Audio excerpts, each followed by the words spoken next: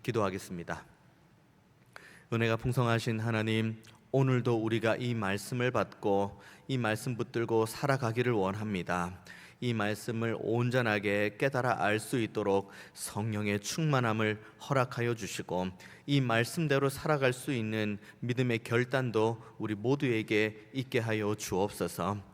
우리 모두가 한 마음과 한 뜻으로 하나님께만 영광 올려드리는 예배로 나아가기를 원하오니, 주께서 우리의 예배를 기쁘게 흠양하여 주시고 우리에게 예비하신 큰 은혜와 말씀의 꼴을 허락하여 주옵소서. 예배의 모든 시종을 주께만 온전히 의탁드리오니 홀로 영광받아 주옵소서. 감사드리고 살아계신 예수님의 이름으로 기도하옵나이다. 아멘.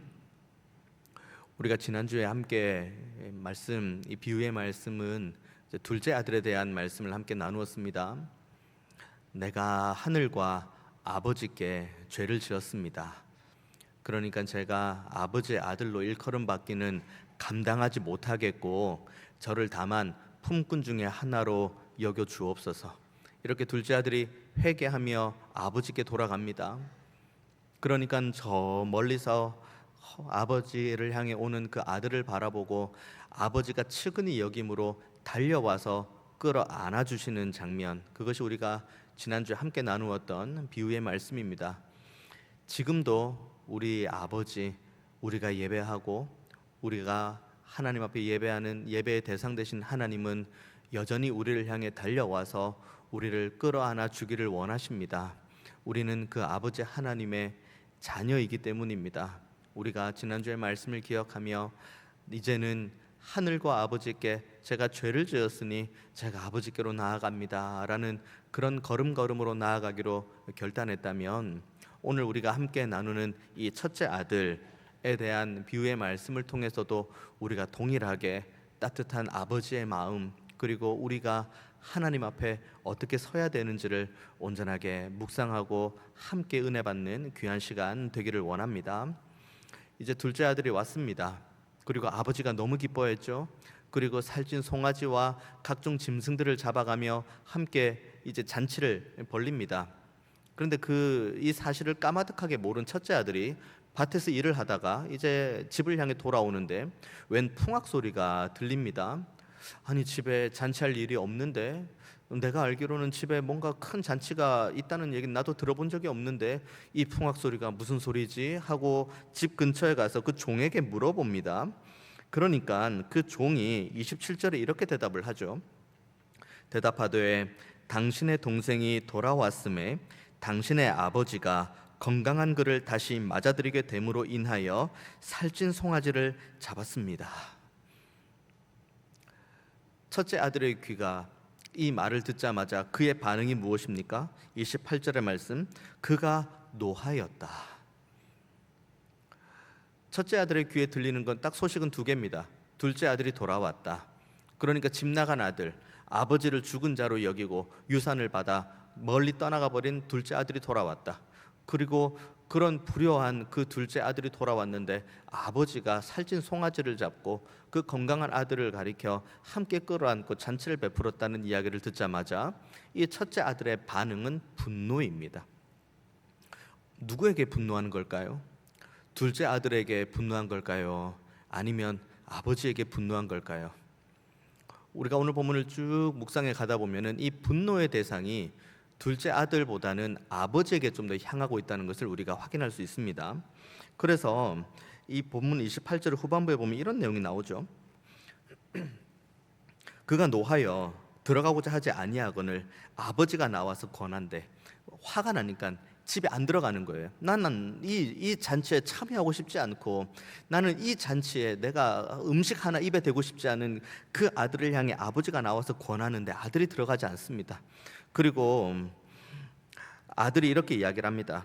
29절의 말씀이죠. 아버지께 대답하여 이르되 내가 여러 해 아버지를 섬겨 명을 어김이 없거늘 내게는 염소 새끼라도 주어 나와 내 벗으로 즐기게 하신 일이 없더니 아버지의 살림을 창녀들과 함께 삼켜버린 이 아들이 돌아오매 이를 위하여 살찐 송아지를 잡으셨나이다. 첫 번째 뭐가 나옵니까? 29절의 말씀. 내가 여러 해 아버지를 섬겨 명을 어김이 없다. 이것이 첫째 아들이 자신이 아버지를 얼마나 섬겼는지에 대한 내용이 나옵니다. 우리가 한글 성경으로 보면 섬기다란 단어가 나오니까 그렇지, 아들이 아버지를 섬기는 것이 뭐 당연하지라고 생각을 할 수 있지만, 이 헬라어 원어 자체는 아버지와 아들과의 관계에서 아들이 아버지를 섬길 때 이 단어가 쓰여지지 않습니다. 여기서 첫째 아들이 아버지를 향해서 제가 아버지에게 얼마나 많이 섬겼습니까? 라고 말하는 이 섬김의 단어는 아버지와 아들 사이에서 쓰는 단어가 아니라 주인과 종의 관계에서 쓰일 때에 이 단어가 사용됩니다. 그러니까 이 단어를 이 아들이 말하면서 내포되고 있는 이 첫째 아들의 마음은 뭐냐면, 자신이 지금 오랫동안 아버지 밑에서 열심히 일했는데 아들로 일한 것이 아니에요. 아버지는 그런 생각한 적이 없습니다. 아버지는 아들을 정말 아들로 대우했죠. 하지만 이 아들은 아버지를 대우하는 것이 아버지가 아닌 주인으로 대우하듯이 그렇게 일을 했고, 그리고 아버지를 따뜻하게 섬기는 것이 아니라 나는 종이고 아버지는 주인이다, 이 마음으로 섬겼다는 것이 오늘 본문 29절에서 아들이 아버지에게 한 말에 있습니다. 그러니까 당연히 대가를 요구하는 거죠. 대가입니다. 자신이 일하고 자신이 종이고 아버지가 주인인데 내가 이렇게 열심히 일했으니 저에게 이런 대가를 주는 것 당연한 것 아닙니까? 이런 뉘앙스인 거죠. 그러니까 당연히 이 둘째 아들이 돌아와서 잔치를 벌이는 것을 보니까 화가 나죠. 왜 화가 납니까? 자신이 아버지와 주인과 종의 관계라고 여겼으니, 그 사이에서 대가를 받으면서 일한다고 여겼으니 당연히 둘째 아들도 그와 같은 관계로 이 첫째 아들은 보는 겁니다. 나도, 첫째 아들 입장에서는 나도 아버지와 주인과 종의 관계, 둘째 아들인 쟤도 아버지와 주인과 종의 관계예요. 그런데 이런 관계에서 이 첫째 아들이 둘째 아들을 가만히 보면 말 그대로 도망간 거예요. 유산을 가지고, 재산을 가지고 도망간 겁니다. 그리고 뭐 어떻게 지냈는지 모르겠지만 이렇게 왔는데, 종이 주인에게 돌아온 그 관점으로 보면은 이 잔치는 있을 수가 없는 잔치죠. 하지만 잔치를 벌이니 누구에게 노합니까? 아버지에게 분노하게 되는 것이죠. 그리고 30절 말씀도 보십시오. 아버지의 살림을 창녀들과 함께 삼켜버린 이 아들이 돌아왔다. 이 비유의 내용, 처음부터 끝까지 이 비유의 내용을 쭉 둘러보면은 둘째 아들이 허랑방탕하고 낭비하였다라고 본문에 기록되어 있지, 그 내용 중에 창녀들과 함께 이 재산을 삼켜버렸다는 내용은 없습니다. 그러니까 이 첫째 아들이 이 둘째 아들을 바라보면서, 아니 창녀들과 함께 이 모든 재산을 다 탕진해버린 아들을 어떻게 이렇게 봤습니까? 라고 말하는 것은 사실 억측이죠.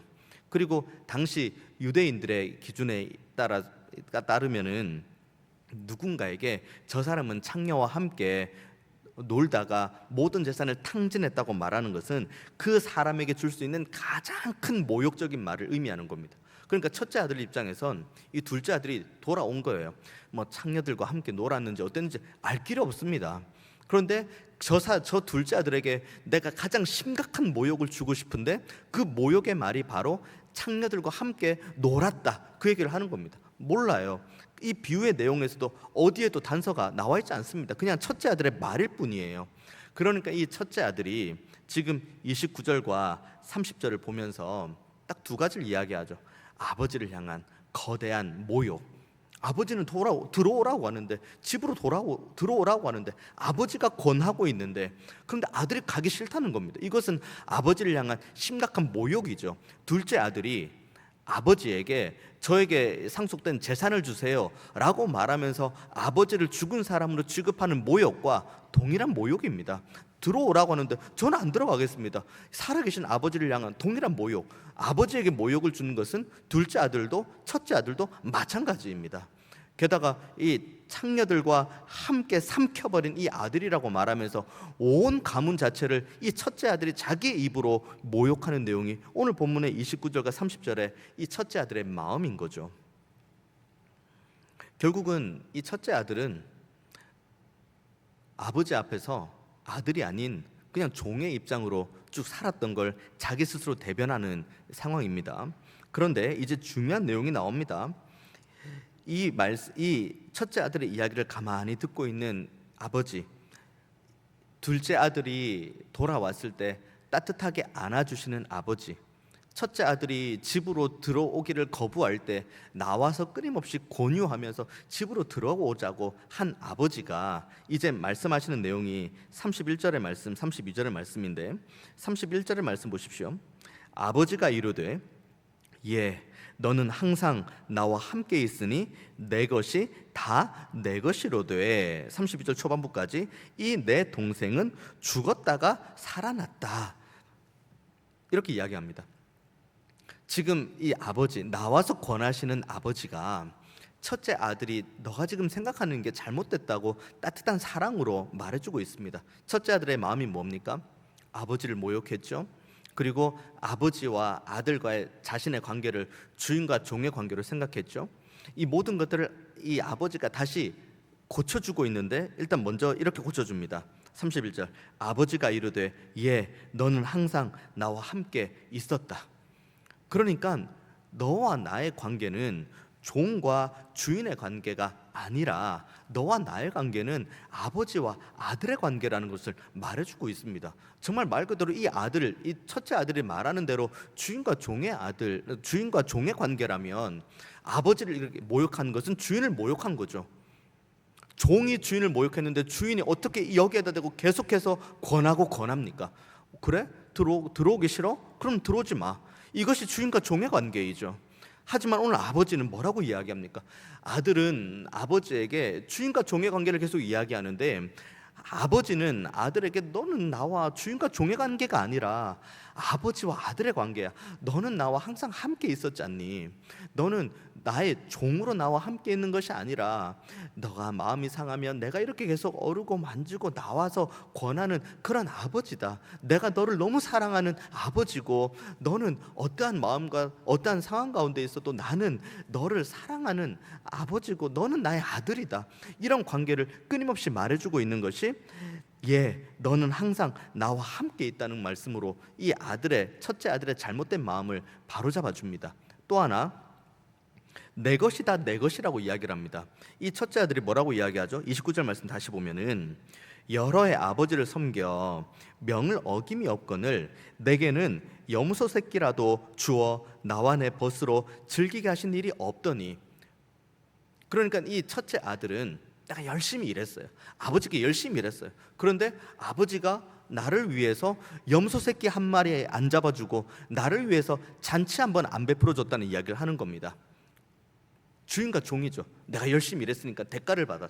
내가 열심히 이렇게 일했으니까 주인이 나에게 염소 새끼 한 마리 잡아가지고 같이 일한 내 친구들과 함께 즐겁게 머무를 수 있도록 이 대가를 받는 건데, 근데 그런 생각을 하는 첫째 아들에게 아버지가 뭐라고 이야기합니까? 내 것이다, 네 것이다. 네가 말한 아버지, 제가 이렇게 열심히 아버지를 섬겼을 때 염소 새끼 한 마리 잡아가지고 저를 위해 잔치해 준 적이 있나요? 라고 말하는 아들에게 이 첫째 아들이 그렇게 이야기하는 거예요. 너가 말하는 그 염소 새끼, 나를 위해서 염소 새끼 한 마리 잡아준 적이 있나요? 라고 말하는 그 염소 새끼뿐만 아니라 지금 내가 가지고 있는 것, 이 모든 것이 다 너의 것이야. 그러니까 이 아버지는 이 첫째 아들의 상한 마음, 자신을 향해 분노하는 마음, 그래서 자신을 모욕하는 이 아들을 향해서도 내치지 않고 버리지 않고 이런 나쁜 아들 너도 똑같구나가 아니라 너의 마음은 이게 잘못된 거다, 너의 마음은 그게 아니다 라고 하면서 주인과 종의 관계가 아니라 아버지와 아들과의 관계라는 것을 끊임없이 말해주고 있죠. 그리고 32절에 이 내 동생은 죽었다가 살아났다고 이야기를 합니다. 자신의 동생이라고 하지 않고, 그리고 자신 아버지의 아들이라고 이야기하며 오히려 가족과의 관계도 끊어버리는 이 첫째 아들을 향해서 아버지가 이렇게 이야기하는 거예요. 너의 동생이다. 아버지 하나님의 이 크신 사랑으로 인해 첫째 아들의 회복을 끊임없이 이어가고, 그리고 둘째 아들도 끊임없이 받아가시는 이 아버지 하나님의 놀라운 사랑이 이 본문이 우리에게 말씀해주고 있는 거죠. 다시 비유의 시작을 한번 거슬러 올라가 볼까요? 이 비유, 돌아온 아들과 결국은 첫째 아들에 대한 이 아버지 하나님, 아버지의 사랑을 이 비유를 통해서 하신 그 시작점이 무슨 시작이었나요? 예수님께서 죄인들과 세리들과 함께 말씀으로 교제하고 있습니다. 그것을 바라본 바리새인과 서기관이 주님을 향해서 분노하고 있죠.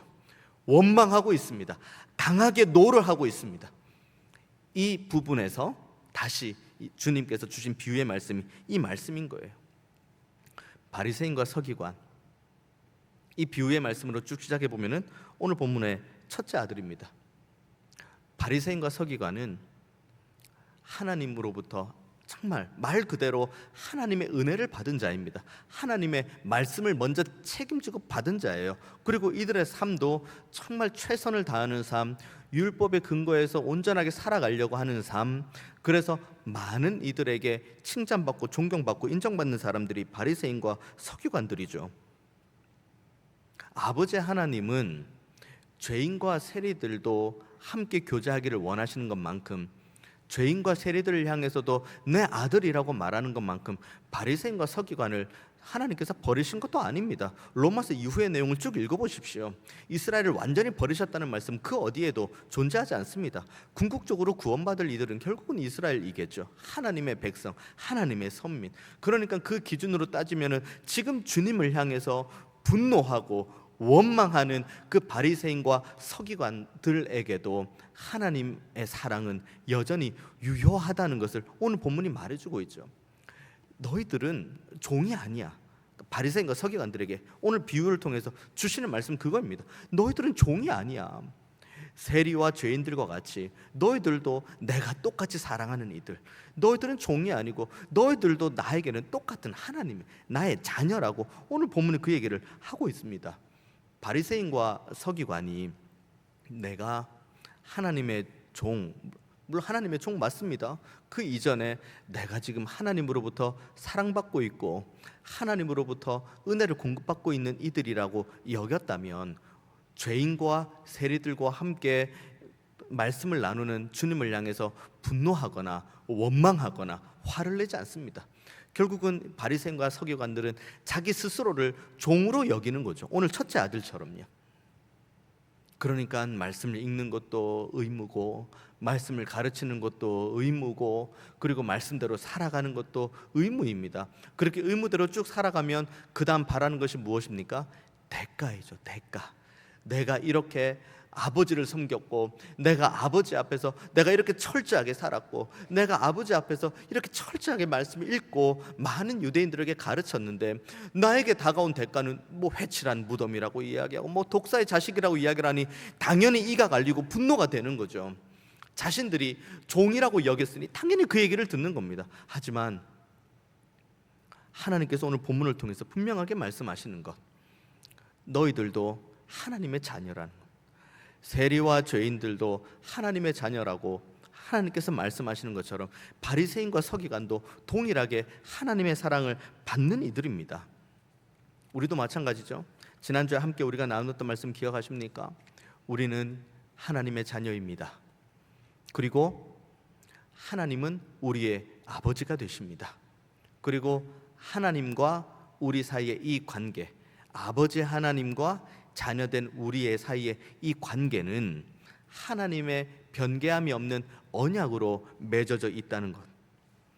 그러니까 우리 모두는 하나님의 자녀입니다. 오랜 신앙생활을 우리가 해오는 과정 가운데에 때로는 우리가 바리새인과 서기관과 같이 그런 뜨거운 열망으로 살아갈 때가 있습니다.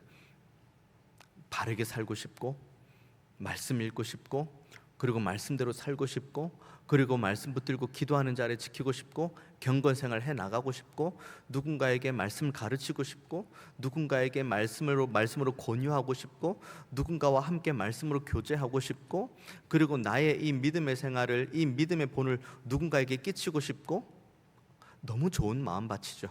정말 하나님께서 허락하신 좋은 마음밭입니다. 그런데 우리가 기억해야 될 것 하나 분명한 것 있습니다. 우리가 이 좋은 마음밭, 이 좋은 마음밭을 가지고 말씀대로 살아가고 은혜 받고 살아가고 기도하며 살아가는 이 경건의 생활을 하는 모든 시간들의 시작은 하나님으로부터 있다는 겁니다. 우리가 하나님께 은혜를 받고자 이와 같은 생활을 하는 것이 아니라 우리는 이미 하나님으로부터 은혜를 받았기 때문에 이와 같은 생활을 하는 겁니다. 우리가 얼마나 큰 사랑을 받았습니까? 나를 위해 십자가 지신 주님께서 그 흘리신 보혈의 은혜, 나를 대신해서 살이 찢어지시고 나를 위해서 피를 흘리신 우리 주님의 사랑, 그 주님의 사랑과 은혜를 우리 모두는 다 이미 받은 존재예요. 우리는 그 은혜를 이미 받아서 우리의 마음밭이 좋은 마음밭이 되었고, 이 좋은 마음밭을 가지고 우리가 경건 생활을 해나가는 겁니다. 우리가 경건 생활을 해나가는 것은 아버지가 나의 주인이시고 내가 종이고, 주인과 종의 개념으로 내가 이 경건 생활을 해나가는 가운데에 내가 복을 받겠지, 대가를 받겠지가 아니라 놀라운 사랑과 은혜를 우리가 받았습니다. 이 놀라운 사랑과 은혜를 받았고, 이 은혜 앞에 감사함으로 좋은 마음밭을 가지고 경건 생활을 해나가는 겁니다. 만약에 우리가 나의 경건 생활을 아름답게 해나가고 말씀 붙들고 기도하는 가운데 하나님으로부터 큰 은혜를 받고 정말 치열하게 경건 생활을 해나가는 가운데에 누군가의 연약함을 바라보며 그 연약함을 가지고 정죄하고 원망하고 분노하고 화를 낸다면 우리는 아버지 하나님을 여전히 내 아버지가 아니라 주인이고 나는 종이고 나는 대가성으로 이 일을 한다는 것을 반증하는 겁니다. 하지만 오늘 본문은 뭐라고 이야기를 합니까? 그거 아니라고. 우리는 이미 하나님의 놀라운 사랑과 은혜를 받은 존재라고. 그렇기 때문에 우리는 기쁨을 가지고 하나님 앞에 영광 올려드리는 이 경건 생활을 해나갈 수 있다고.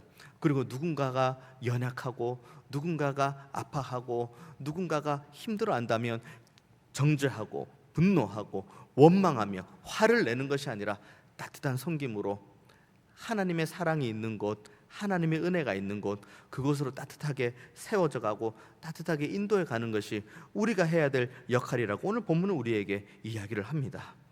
32절에 이렇게 마무리를 하죠. 이 내 동생은 죽었다가 살아났으며 내가 잃었다가 얻었기로 우리가 즐거워하고 기뻐하는 것이 마땅하다 하니라. 이게 중요한 부분이 있습니다. 즐거워하고 기뻐한다고 이야기합니다. 그냥 즐거워한다고 이야기하고 끝나면 될 것이고 기뻐한다고 이야기하고 끝나면 될 것이지, 즐거워하고 기뻐한다, 맥락이 비슷한 맥락인데 왜 즐거워하다 그리고 기뻐하다 이 두 가지 단어를 같이 나란히 썼을까? 즐거워하다라는 단어의 헬라어 용례를 보면은 공동체적인 기쁨이 있습니다. 같이 기뻐하는 거예요. 같이. 그리고 여기 뒤에 있는 기뻐한다는 것은 개인적인 내면의 기쁨을 말하는 거예요. 내 개인적으로 크게 기뻐하는 겁니다. 그러니까 여기 아버지가 지금 아들에게 뭐라고 이야기하는 겁니까? 우리가 같이 즐거워하고 기뻐하자라고 하는 것은 내면에서부터 끌어나오는 개인적인 기쁨뿐만 아니라 같이 즐거워하자는 거예요. 같이. 나 혼자 기뻐하는 것과 우리 공동체가 같이 즐거워해야 된다는 것이 이 아버지가 말씀하시는 것인데, 이것을 즐거워하고 기뻐하는 것이 그 다음 뭐라고 이야기합니까? 마땅하다고 이야기합니다. 여기서 마땅하다는 것은 어디에 제일 많이 쓰여지냐면, 하나님께서 주시는 약속의 말씀이 하나님의 때에 하나님의 방법으로 성취되는 장면들, 그 성취되는 그 순간에 성취된다는 그 부분이 바로 마땅하다는 겁니다. 그러니까 이 마땅하다는 건 뭘 의미하나요? 완전한 것이고 당연한 걸 의미하는 겁니다. 취사 선택이 아니에요. 내가 기뻐할까? 즐거워할까? 내가 공동체적인 즐거움만 선택할까? 내가 내 개인의 기쁨만 선택할까? 아니면 즐거워하고 기뻐하는 것을 선택할까? 내가 즐거워하고 기뻐하는 것을 선택하지 말까? 이 개념이 아닙니다. 기뻐하는 것도 마땅한 것이고 즐거워하는 것도 마땅해야 되는 거예요. 이 상황, 둘째 아들이 돌아와서 함께 기뻐하는 것은 이건 선택의 유무가 아니라 마땅해야 되는 것이고, 내 개인이 기뻐하는 것이 아니라 모두가 다 즐거워해야 된다는 것도 마땅하다는 단어로 오늘 본문은 말해주고 있죠. 우리로 한번 넘어와 볼까요? 누군가가 돌아옵니다. 누군가가, 우리의 가족 중에 누군가가 이 은혜의 자리로 돌아옵니다. 그리고 우리의 이웃 중에 누군가가 이 은혜의 자리로 돌아옵니다. 또 우리의 공동체 식구들 중에 누군가가 이 은혜의 자리로 돌아옵니다. 그러면은 우리의 마음은 어떠한 마음이어야 되는지가 오늘 본문에 나오는 거예요. 그 사람의 과거의 모습, 그 사람의 평소의 모습, 우리의 머릿속에 주마등처럼 스쳐 지나갈 수도 있겠죠. 저 사람이 돌아온다고? 저런 사람이 돌아온다고? 근데 그때마다 우리가 먼저 생각해야 될 것은 우리가 하나님으로부터 어떤 사랑과 은혜를 받았는지를 먼저 기억해야 됩니다. 우리도 자격 없었습니다. 우리도 이 은혜의 자리에서 함께 예배할 만한 그런 자격이 우리에겐 존재하지 않습니다. 하지만 하나님의 전적인 은혜와 하나님의 놀라운 사랑과 다함없는 용서와 긍휼로 우리가 이 자리에 있는 겁니다. 그리고 이 은혜와 사랑을 충만히 받은 마음을 가지고 돌아온 누군가를 봅니다. 가족 중에 누가 돌아오죠? 이웃 중에 누가 돌아오죠? 그리고 우리의 공동체 식구들 중에 누가 돌아오죠? 돌아오면 우리의 마음이, 우리가 마땅히 올려드려야 될 마음이 오늘 본문의 정답처럼 나와 있습니다. 우리가 즐거워하고 기뻐하는 것이 마땅하다. 그 영혼이 이 자리에 오기까지 어떠한 마음으로 하나님께서 준비시켰는지 우린 알 길이 없습니다. 하지만 그 영혼은 하나님으로부터 큰 은혜를 받고 하나님의 마음밭으로 잘 준비되어서 여기까지 오게 된 겁니다.